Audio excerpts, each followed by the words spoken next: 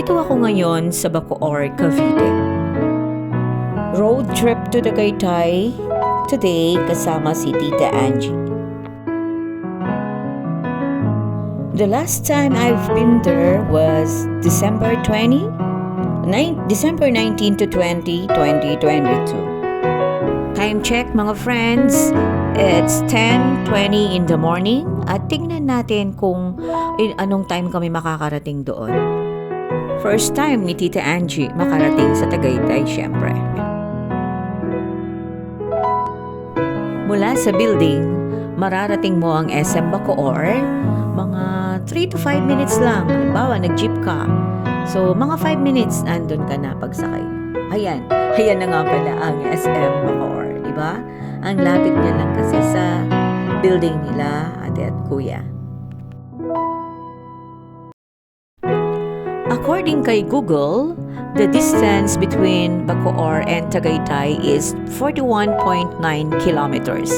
At ang travel time ay mga 1 hour and 19 minutes. Totoo kaya yon? Paano na pag may traffic, lalo na ngayon, weekend? Marami ang nagtutour sa Tagaytay. So, tingnan natin anong oras kami makakarating.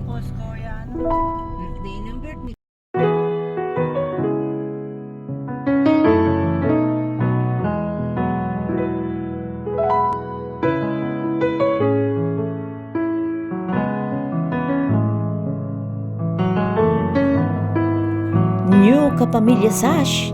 Sino kaya ang gwapong may-ari nito?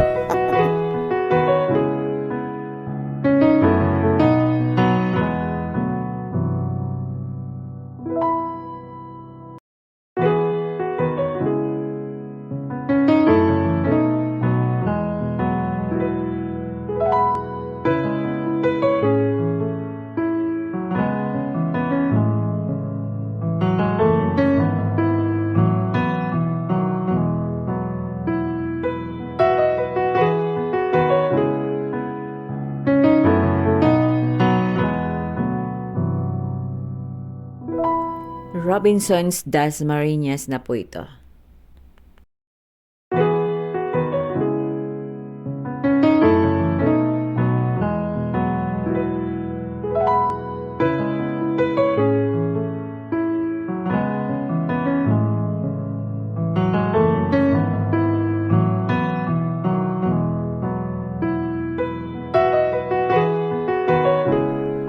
Time check, 11:24 na. Sa Silang Cavite na kami.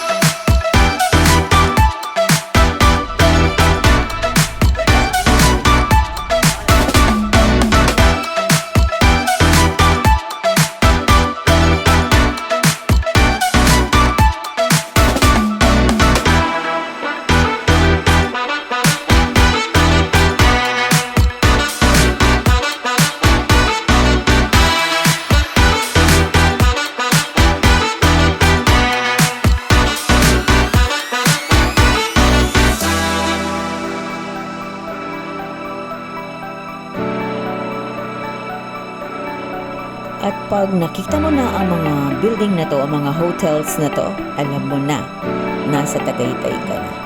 Ito yung mga tinatandaan ko lagi pag nagawin. At time check ulit, it's already 12:27. So, ang takbo or tinakbo namin ay bali more than 2 hours. Kung malis kami doon ng 12:27 na kanina, so more than 2 hours din namin.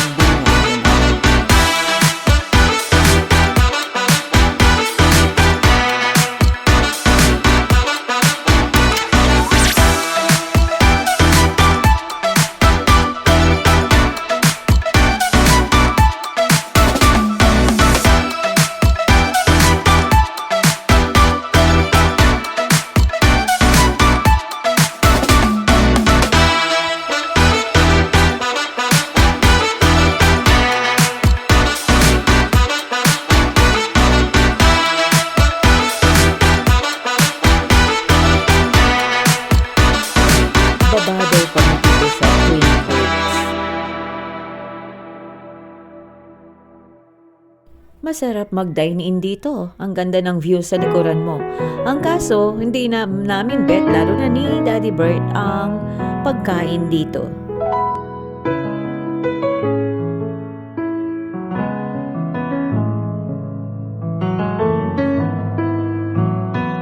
So, ang ginawa namin, sumakay ulit ng sasakyan at naghanap ng merong Best Bulalo and Kare-Kare at ito na nga si JT's.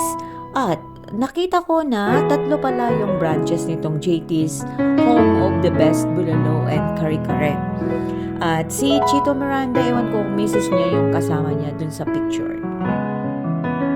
Inisip ko na baka sila ang may-ari nito kasi nga sila ang endorsers.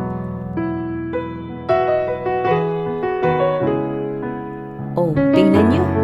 Tingnan nyo sa likod na, sa likuran. O diba, ang ganda ng view, andyan ang Taal Lake. Ayan, habang kumakain ka, kita mo ang Taal Lake na alam naman nating historical ito sa bansa natin.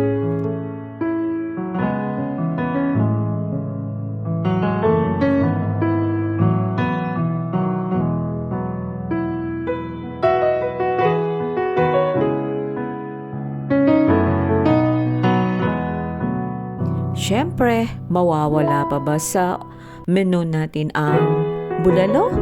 Ito ang sinasadya ng karamihan, di ba? Sa Tagaytay, ang bulalo at pati na ang kare-kare siyempre. Ayan, sisig, pampabata. No choice. Cheat day ulit.